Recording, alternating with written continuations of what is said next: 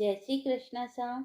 आप सभी को कृष्ण जन्माष्टमी की हार्दिक शुभकामनाएं। आइए सुनते हैं जन्माष्टमी की व्रत कथा। भाद्रपद माह के कृष्ण पक्ष की अष्टमी को जन्माष्टमी मनाई जाती है। मान्यता है कि श्री कृष्ण जन्म की यह अद्भुत कथा सुनने मात्र से समस्त पापों का नाश हो जाता है। भक्त मध्य रात्रि में कन्हैया का श्रृंगार करते हैं, उन्हें भोग लगाते हैं और पूजा आराधना करते हैं। इसी के साथ मुरलीधर के जन्म की कथा भी सुनते हैं। स्कंद पुराण के मुताबिक द्वापर युग की बात है। उन दिनों मथुरा में उग्रसेन नाम का एक राजा होता था, लेकिन स्वभाव से वह बहुत ही सीधा साधा था। यही वजह थी कि उसके पुत्र कंस ने ही उसका राज्य हड़प लिया और स्वयं मथुरा का राजा बन बैठा। कंस के एक बहन थी जिसका नाम था देवकी। कंस उससे बहुत ही स्नेह करता था। देवकी का विवाह वासुदेव से तय हुआ तो विवाह संपन्न होने के बाद स्वयं कंस रथ हाँकते हुए बहन को ससुराल छोड़ने के लिए रवाना हुआ। स्कंद पुराण के अनुसार जब वह बहन को छोड़ने के लिए जा रहा था, तभी एक आकाशवाणी हुई। जिस बहन को वह इतने प्रेम से विदा करने स्वयं ही जा रहा है, उसी बहन का 8वां पुत्र उसका संहार करेगा। यह सुनते ही कंस क्रोधित हो गया और देवकी और वासुदेव को मारने के लिए जैसे ही आगे बढ़ा, तभी वसुदेव ने कहा कि वह देवकी को कोई नुकसान न पहुंचाए। वह स्वयं ही देवकी की 8वीं संतान कंस को सौंप देगा। इसके बाद कंस ने वसुदेव और देवकी को मारने की बजाय कारागार में डाल दिया। कारागार में ही देवकी ने 7 बच्चों को जन्म दिया और कंस ने सभी को एक एक करके मार दिया। इसके बाद जैसे ही देवकी फिर से गर्भवती हुई, तभी कंस ने कारागार का पहरा और भी कड़ा कर दिया।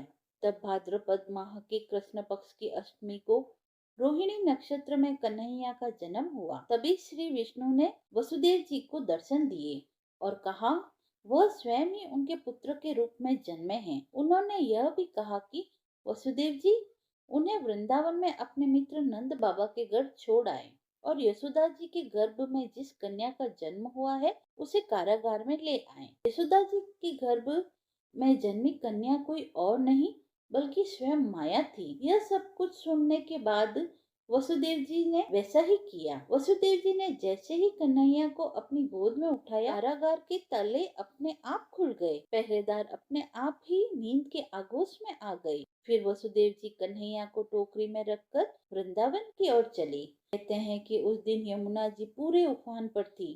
तब वसुदेव जी महाराज ने टोकरी को सिर पर रखा और यमुना जी को पार करके नंद बाबा के घर पहुंचे। वहां कन्हैया को यशोदा जी के पास रखकर कन्या को लेकर मथुरा वापस लौट आए। स्कंद पुराण के मुताबिक जब कंस को देवकी की 8वीं संतान के बारे में पता चला तो वह कारागार पहुंचा। वहां उसने देखा कि 8वीं संतान तो कन्या है, फिर भी वह उसे जमीन पर पटकने ही लगा कि वह माया रूपी कन्या आसमान में पहुंचकर बोली कि रे मूर्ख, मुझे मारने से कुछ नहीं होगा।